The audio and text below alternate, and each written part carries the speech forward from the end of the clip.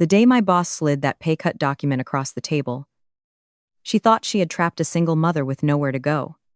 She had no idea that for months, I had been quietly preparing a counterattack so cold, so clean, and so legally precise that the entire company would end up paying for underestimating me. The smile on Brianna Cole's face that day was not loud, but it twisted my stomach as if I had swallowed a piece of ice. She sat behind a polished glass desk where everything looked arranged, controlled, and almost aggressively perfect. Then gently pushed a document toward me. She said the company was restructuring the department budget, that everyone had to make sacrifices so the business could move through a difficult period together. But the number on that paper was not a sacrifice. It was a blade pressed against my life. My daughter's medical care, and every bill I had been counting one by one just to stay afloat. They wanted to cut my compensation by 60%, from $85,000 a year down to $34,000. I looked at the paper, then back at Brianna, wondering how someone could say something so cruel in a voice that smooth. I had been at BrightWave Solutions for 7 years. 7 years of arriving early and leaving late. 7 years of chemical smells clinging to my hair. 7 years of small burns on my hands. 7 years of turning a declining industrial cleaning company into a name major clients trusted. I was not a passive employee collecting a paycheck. I was the person who had built much of the foundation under their recent success. Yet in their eyes, all of that work had become just another expense they could slash. 3 executives sat in the corner watching me. Their expressions, waiting for collapse. They expected me to cry. Bek. Panik. Or sign. Because they believed fear had already done their work for them. I did none of those things. I placed my hand on the document, felt the cold smoothness of the paper, and understood the truth of the room. They believed I had no other choice. Brianna tapped one carefully manicured nail against the signature line and said the change would take effect the following month, and that they needed my answer before the end of the week. The way she said answer carried a second meaning: be obedient. Clara Morgan. Because we know you need the money. I did not shake. I did not shout. I did not let tears appear in front of them. Years of being a single mother had taught me that sometimes fear must be folded, locked inside a drawer in the mind, and dealt with later. I said I understood, that I would review the document and respond. Nothing more. When I left that glass-walled conference room, it felt as though I was walking through invisible smoke. People outside were still typing, still making calls, still pouring coffee, but my world had just been deliberately knocked off its axis. I thought of Lily Morgan, my 12-year-old daughter, who was fighting an autoimmune illness that insurance only partly covered. Medical bills arrived with the precision of a clock that had no mercy. BrightWave knew that. They had once sent flowers when Lily was hospitalized. A cheap arrangement that wilted within a day. With a card full of hollow encouragement. Now I understood that they had not only known I was vulnerable, they had calculated around it. In their minds, a mother with a sick child would not risk leaving a job. She would not risk litigation. She would not risk making trouble. They thought my love for Lily would become the chain that kept me fastened to a chair with a gutted salary. What they failed to understand was that a mother's love can also become the sharpest weapon in the world. As I walked toward the parking lot, I held that document like an indictment of their greed. It did not simply say my salary was being reduced. It said they believed I was desperate enough to be bought cheaply. I had seen it coming, though at first only through small cracks. Meetings I had always attended suddenly happened without my name on the invite list. My lab access was limited to strange hours. People asked more questions about how I documented work, where I kept records, and how I reproduced formulas. A few years earlier, I might have told myself I was being too sensitive. But after nights spent beside Lily's hospital bed, after standing at pharmacy counters wondering whether to pay for medicine or electricity first, I no longer had the luxury of being naive. I am a chemist. And good chemists do not only observe reactions in glassware, we observe changes in the environment around us. BrightWave had once been an outdated company with tired products, shrinking clients, and leadership that blamed the market for every failure. When I arrived, I developed an industrial cleaning formula that worked at lower concentration and higher efficiency. Then I kept improving, optimizing, reducing environmental impact, and expanding its uses. Clients returned. Contracts grew. New manufacturing capacity followed. And every time executives stood on a stage talking about leadership vision, I stood behind them with solvent still on my hands, clapping like a shadow. If you are listening and you have ever been dismissed while carrying the hardest part of the work, comment the number 1 below so I know you understand this feeling. Sometimes, just seeing that someone else has lived through the same kind of disrespect can make us feel a little less alone. Lily's illness became more serious during my 6th year at BrightWave. From that point on, my life was divided into compartments: work hours, hospital hours, insurance calls, bill calculation, and the time I spent pretending everything was fine so my daughter would not be afraid. I had once asked for a raise, not out of greed, but because I knew the value I created was far beyond the number on my paycheck. I showed revenue, client growth, product impact, and the measurable contribution of the formulas I had developed. They listened with professional faces. Then, offered me a one-time wellness bonus, an amount that covered only a small stretch of medical bills. That same week, at the company holiday party, I overheard Brianna boasting that my division was responsible for 40% of annual revenue. Around her neck was a diamond necklace so bright I could not stop noticing it. And I knew it probably cost more than my yearly salary. That night, after Lily went to bed, I sat at the kitchen table and pulled out my employment contract. Lily woke in the middle of the night, found me surrounded by papers, and asked if I was worried about money again. A 12-year-old should not know how to read financial fear on her mother's face. I told her everything would be fine. For the first time in months, it was not entirely a lie. In the contract, I found a very specific intellectual property clause. BrightWave owned inventions, discoveries, and formulas created using company facilities and materials during standard business hours. I read that phrase again and again. During standard business hours, using company materials, and for the first time, I saw a door opening in front of me. For years, I had kept a small laboratory at home. It was not fancy, and it looked nothing like the gleaming labs and recruiting brochures, but it was enough for the ideas that came to me while waiting at Lily's appointments. Waking in the middle of the night, or being unable to stop thinking about a reaction that was not yet right. I bought the equipment myself. I bought the materials myself. I kept receipts in old folders. I wrote experiment journals by hand, marked dates in words, and recorded many garage trials so I could compare results later. Several of the most important formulas BrightWave used to transform its business had actually been perfected at home, then recreated at work for official process development. At the time, I had not thought I was protecting myself. I was simply a disciplined scientist who believed every result needed a trace. Every adjustment needed documentation, and every test deserved to be recorded. That habit became my armor. The day after receiving the salary reduction document, I went to work as usual. I smiled at colleagues, completed scheduled tests, and answered emails professionally. But during lunch, I left the building and met Nathan Pierce, a patent attorney I had been quietly consulting for 3 months. He told me everything was ready. The provisional filings had been submitted, and once I gave the word, we would proceed with the full applications. 3 formulas, my 3 strongest achievements. One of them was a cold water industrial cleaning agent that could significantly reduce energy costs for large clients. If this story deserves to reach more people who have been pressured, cornered, or undervalued at work, please give this video a like. Not for me, but for everyone who has been told to be grateful while being treated unfairly. That week, I played the defeated employee so convincingly that even I found it chilling. I met with Brianna and asked for a few more days to think, mentioning Lily's treatment needs as if I were appealing to her compassion.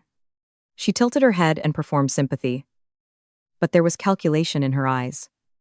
She said BrightWave valued my contribution, but business was business. That sentence stayed in my ear all day. Business is business. I repeated it in my mind while reviewing patent documents, checking research journals, sending copies to Nathan, and walking into a meeting with Northbridge Chemicals, BrightWave's largest competitor. The person who received me was Zane Miller, their research director.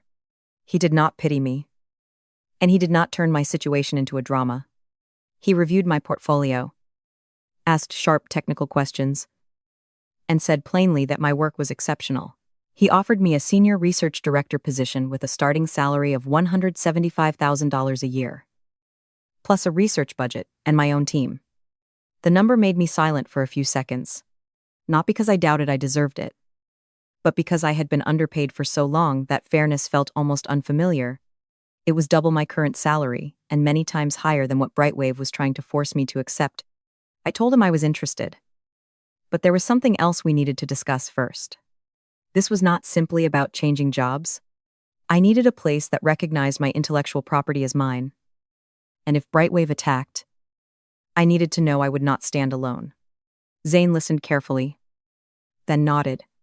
For the first time in years, I sat in a conference room and did not feel myself shrinking to fit someone else's comfort. On the Tuesday morning before my deadline to answer BrightWave, I prepared as if I were walking into the trial of my own life. I chose a dark green dress that made me feel steady. I fixed my hair neatly and wore the pearl earrings my father had given me before he died. When I dropped Lily at school, she looked at me for a long moment and said I looked pretty, like I was ready to fight somebody. I laughed, but something caught in my chest. Children see far more than adults think they do. I arrived at BrightWave headquarters at 9:30 in the morning. The receptionist, who had watched me drag myself into that building before dawn for years, glanced up briefly and looked back down at her screen. I went straight to the executive floor, a place where I had rarely been invited, even though my work was often discussed there. Brianna's assistant tried to stop me, saying she was in a meeting. I did not stop. I opened the conference room door. Brianna was seated with 8 executives, and their annoyed faces turned toward me as though I were a stain on glass they had just polished. Brianna said my name sharply and told me they were in the middle of something. I replied that this would only take a minute. I walked to her place at the table and set a thick envelope in front of her. She asked whether it was my acceptance of their offer. I said not exactly. It was a licensing agreement. The air in the room changed immediately. I looked at each of them and explained that if BrightWave wanted to continue using my proprietary formulas, including the core formulas and the new cold water formula they had not yet seen, they would have to pay licensing fees. I did not raise my voice. I did not need to. The truth was heavy enough to echo on its own. Graham Reed, the legal director, was the first to recover his voice. He laughed dismissively and said my formulas belonged to BrightWave because my employment contract made that clear. Calmly, I finished the most important part of that sentence for him. The contract covered inventions created using company facilities and materials during standard business hours. Then I placed a second envelope on the table. Inside were copies of provisional patent filings, home laboratory journals, material receipts, equipment photos, test data, and video records showing development outside company time and resources. Brianna opened the envelope. The color drained from her face little by little. My licensing agreement was simple. BrightWave could continue using each formula for a monthly fee of $4,250. Exactly the amount they had tried to cut from my monthly income. Brianna stammered that this was absurd. I said it was possible. And it had already happened. They had 2 choices: sign the licensing agreement or reformulate their entire product line.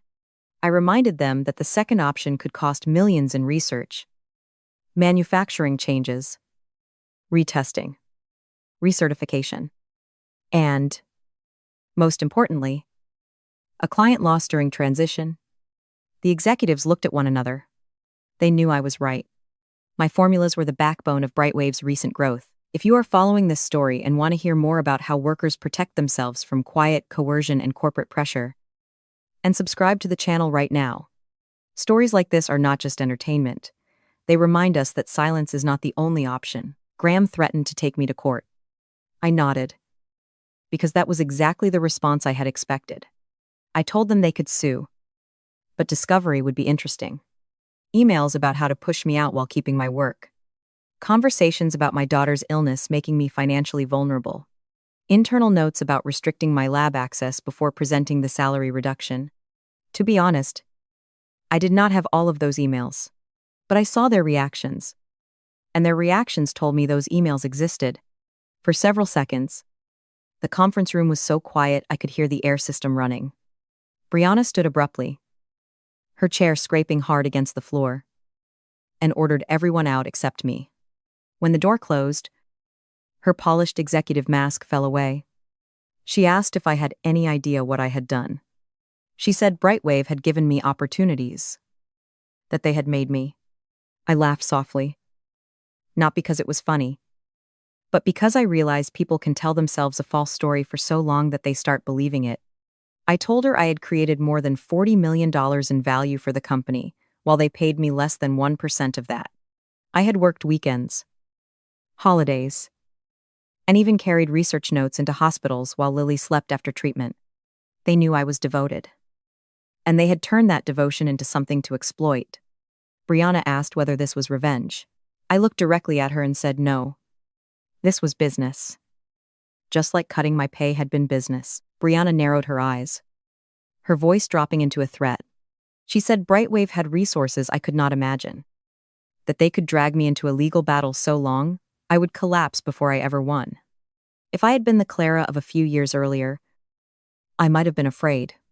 But the Clara sitting across from her that day had spent months staring directly at the worst possible outcomes. I told her there were several reasons they should think carefully. First, I had already accepted a research director position at Northbridge Chemicals at double my current salary. Second, my new employment contract recognized my ownership of the existing patents and contained an aggressive legal defense clause if anyone challenged them. Third, the cold water formula BrightWave had never seen was already of great interest to Northbridge, and they were prepared to invest in bringing it to market. I took my BrightWave badge from my bag and placed it beside the licensing agreement. That small piece of plastic had once represented safety, insurance, Lily's medication, and the feeling that I could not leave. Now it was just an object on a table. I told Brianna they had until the end of the week to decide. After that, the rate would increase. I also informed her that I had spoken with Victor Hale and Marcus Bennett, two of the most influential board members. They were very concerned about potential disruption to the business and wanted to understand why a key employee had been handled this way. I watched anger harden Brianna's face. She said I would never work in the industry again. I smiled. For the first time in years, her threats could not reach me. Before I left the room, I stopped at the door and told Brianna that Lily would begin a new treatment plan the following month. Thanks to my new job, I could afford it without staying awake over every bill. I said that in a strange way. Perhaps I should thank her. That insulting offer had finally forced me to recognize my own worth. I walked out of BrightWave headquarters for the last time as one of their employees, and it felt as if I had set down a backpack full of stones I had carried for 7 years. My phone buzzed. Zane had texted that the contract was ready and the team was excited to meet me on Monday. That afternoon, I picked Lily up from school earlier than usual. She was surprised and asked why I was not at work. I told her I had a new job, a better one, and that we should celebrate. Lily did not ask about title or salary. Her first question was whether this meant we could finally adopt a dog. I laughed. A real laugh. I had not heard from myself in a long time. I said maybe we could. 2 days later, BrightWave's legal team contacted Nathan to accept my licensing terms. 1 week after that, Brianna was removed from her division director position after the board expanded its investigation. 3 weeks later, Lily began her new treatment, and I sat beside her without guilt for taking time away from work. Some revolutions do not begin with shouting.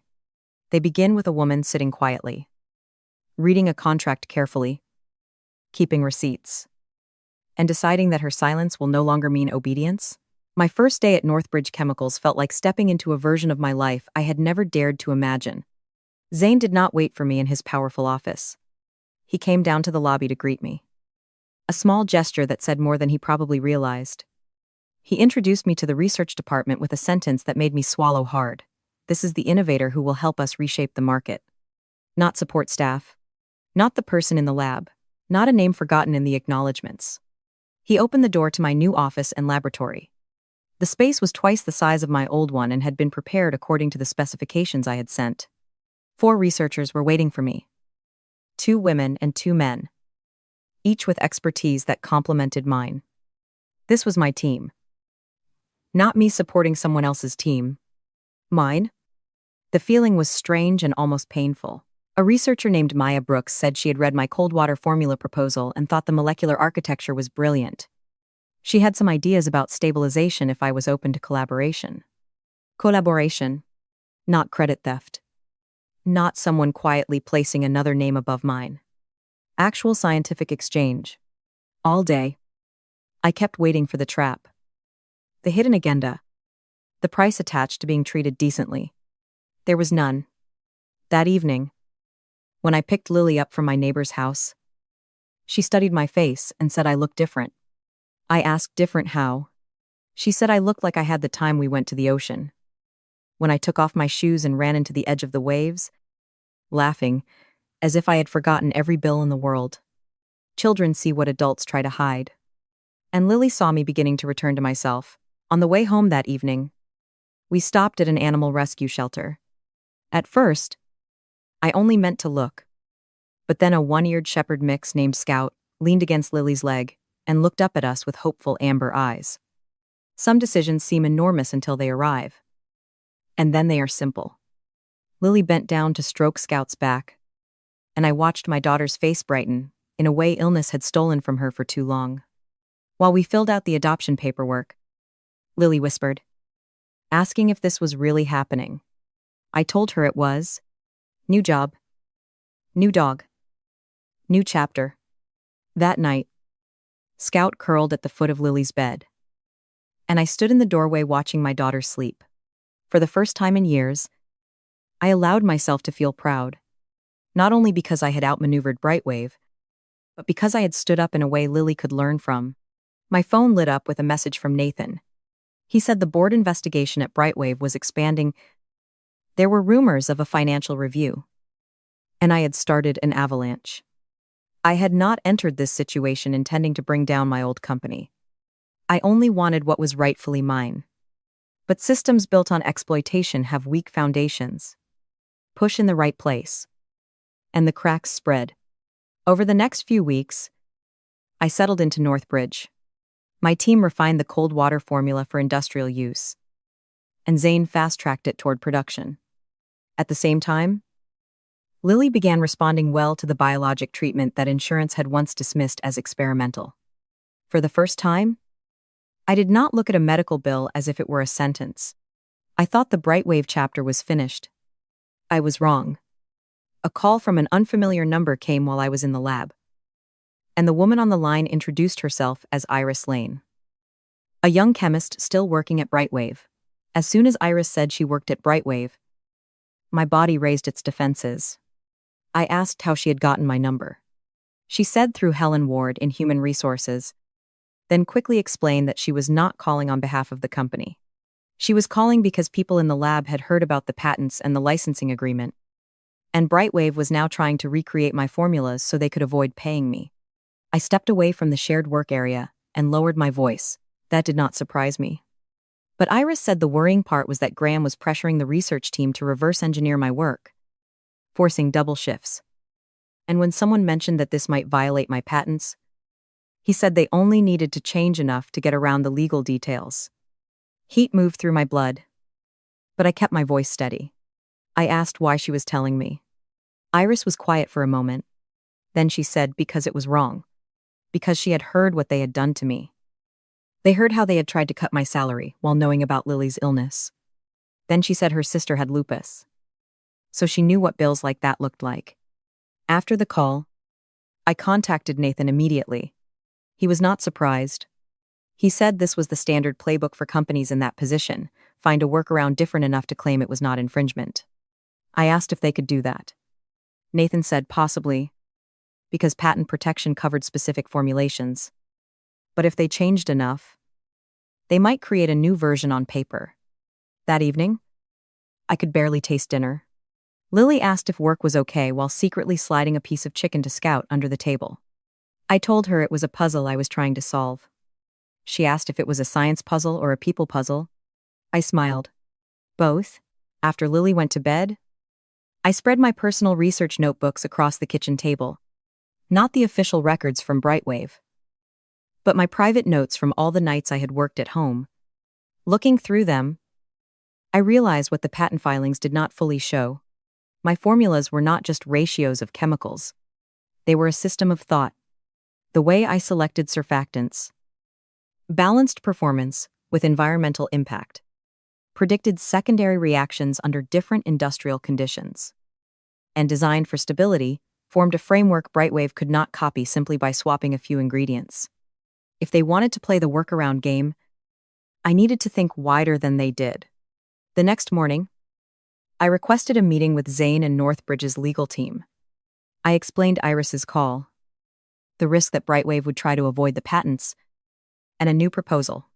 The 3 patented formulas were valuable, but they were still separate solutions. What if we created an integrated cleaning system combining the principles of all 3 formulas with new elements that worked synergistically? Then BrightWave would not be facing one formula to imitate, they would be facing an entire architecture. The legal director leaned forward and said I was talking about building a moat around my intellectual property. I said exactly. Zane studied my notes for a long time, then said this was bigger than defense. An integrated system could change the way industrial clients operated, lower costs, simpler training, reduced water use, lower energy demands, and better surface longevity. He asked how long I needed. I said with dedicated resources. About 3 months. Zane did not bargain or minimize the challenge. He simply said I would have whatever I needed. For the next 12 weeks, I lived almost entirely inside the integrated system concept. Unlike my years at BrightWave, I did not have to carry the work silently on my back and watch someone else claim it. At Northbridge, everyone on my team had a defined voice. Maya focused on molecular stabilization. A process engineer named Oliver Grant optimized deployment at plant scale. Iris, after leaving BrightWave and joining us, brought deep polymer expertise that helped the system adhere to surfaces better while still rinsing cleanly. I coordinated, challenged, tested, documented, and for the first time understood that research leadership did not mean standing above people. It meant creating a space where everyone's intelligence could collide without being swallowed by ego or fear. During that same period, Lily changed too. The new treatment began working. Her color improved, the shadows under her eyes faded, and her energy returned little by little. She joined the science club at school and began talking about becoming a veterinarian. One evening, while I reviewed data at the dining table, Lily sat across from me doing homework. Suddenly, she asked if I was happier now. After everything, I put down my pen and looked at her carefully. She said that before, I always looked tired and worried, even when I smiled. But now I seemed more like myself. Her words reached the softest place in me. BrightWave had diminished me not only financially, but spiritually. I had learned to bend down so I could fit inside the room they allowed me to occupy. I told Lily I was happier. Standing up for myself had been frightening, but it had been right. 2 days after that conversation, Lily came home with a bruised eye. I nearly dropped my bag when I saw her standing in the doorway, trying to look normal while her mouth trembled slightly. I asked what happened while grabbing an ice pack and lifting her chin. Lily said, a boy named Noah Brooks had told Emily Carter she could not join their science project because girls were not good at chemistry. Lily told him that was stupid because her mother was a chemist and brilliant. Noah said she was lying. She opened the Northbridge website and showed him my picture. But he said, I probably just mixed things men had invented. I felt anger run along my spine. I asked what happened then. Lily lowered her eyes and admitted she had punched him in the stomach, which was the wrong choice because Noah was bigger. And when he shoved her back, she fell against a desk. I held the ice pack to her eye. caught between disapproval of violence and fierce pride, that my daughter had refused to accept contempt. I began to say that fighting was usually not the answer. Lily looked at me and repeated my own words. Sometimes the scary thing is the right thing. I could not use my own lesson to defeat her. I only held her and said courage needed wisdom beside it. The next week, our integrated system was ready for field testing. I suggested 3 manufacturing plants, including one client that had recently left BrightWave. The results exceeded even our expectations. The system reduced cleaning time by 40%, lowered water use by 60%, and significantly improved surface longevity. Client feedback was almost euphoric. When Zane called me into his office to review the data, he said it was extraordinary. I said the team deserved most of the credit. He corrected me, the team I had built and led. Zane handed me the notice for a special innovation bonus approved by the board. I looked at the number and blinked. It was not like the symbolic bonuses BrightWave had used to silence me. It was calculated according to the projected value the system would create. Zane said simply that at Northbridge, innovation was rewarded appropriately. I brought the notice home, not to impress Lily with a number, but to tell her that work could be recognized properly in a healthy place. That weekend, Iris called me from her personal number. She said BrightWave was panicking. News of Northbridge's new system had spread. 3 major clients had requested meetings, and 2 others had paused their BrightWave contracts while waiting to compare options. I could not help asking how Brianna was taking it. Iris said Brianna was gone. The board investigation had uncovered financial misconduct beyond what happened to me. Graham was acting as interim leader, but he was flailing. Lab morale had collapsed, and 6 researchers had left within the month. I listened with complicated feelings. Satisfaction. Yes. But also sadness for the good people still trapped inside a bad system. I asked Iris why she was still there. She was silent for a long time, then said she needed the job because of her sister's treatment costs. I understood that sentence too well. I told her to send me her resume. 2 weeks later, Iris joined my team at Northbridge. When I introduced her to everyone, the gratitude in her eyes reminded me that this had never been only about revenge. It was about building a place where talent was seen, innovation was paid for, and people were not forced to choose between dignity and medicine for their families. 3 months after the integrated system launched, BrightWave approached Northbridge with an acquisition offer. When Zane invited me into the meeting with their representatives, I was not surprised. But I still felt a circle closing. The people who came were not Graham, but Victor Hale and Marcus Bennett from the board. Victor nodded to me and said I had been busy. I replied that I was just doing my job, a properly compensated one. Marcus almost smiled. They said BrightWave had made serious management changes, that the board was now more involved, and that they recognized mistakes had been made. The negotiations continued for weeks. The biggest difference was that this time, I was in every meeting. My opinions were not dismissed as emotional. My analysis was not repeated by someone else and claimed as theirs. I was asked which departments should be retained, how intellectual property should be reassessed, and how research culture should be rebuilt so the old failures were not repeated. In the end, the deal was structured for Northbridge to acquire BrightWave while keeping it as a separate brand serving a different market segment.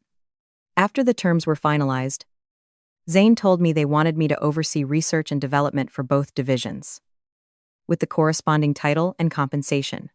Director of Research and Development across both companies, triple my original BrightWave salary, full creative control.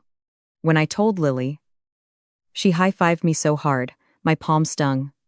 Then she immediately asked whether Scout could have a friend. I laughed and said we should see how Scout felt about that. My daughter had learned that victory was not only escaping the place that hurt you. Sometimes victory meant returning, no longer as a victim, but as the person with the authority to change it. My first day back in the BrightWave building, as a leader, felt almost surreal. I walked through the lobby where I had once dragged myself in before sunrise, then took the elevator to the executive floor. I was no longer someone being summoned to receive orders. I was there to set direction. The research team gathered in the main conference room, familiar faces showing anxiety, curiosity, caution. And in some cases, the shame of people who had stayed silent, while the old culture crushed others. I told them I knew there had been uncertainty. But the changes ahead were necessary and overdue. BrightWave would become a place where innovation was credited properly, where work-life balance was not just a sentence in an employee handbook, and where compensation reflected real contribution. I also said some people had known what was wrong and said nothing. Some had participated in the old system, and others had been trapped in it just as I had been. I was not interested in nursing grudges. I was interested in building something better. 1 year after Brianna slid that pay cut document toward me, I sat in my new office overlooking the city. On my desk was a photo of Lily with our 2 dogs. Beside a small plaque my team had given me, "The quietest revolutions are the most profound." BrightWave had changed. Toxic leaders were gone. Exploitative practices had been dismantled. We built a research scholarship program for scientists with family caregiving responsibilities. My first initiative in the new role, Lily was healthier, excelling in science. And I no longer stayed awake at night because of medical bills. If this story reaches something in you, remember that your worth is not determined by people who profit from underpaying you. Thank you for watching until the end of the video. Please leave a like, subscribe to the channel, and comment below to tell me how you once had to stand up for your own value.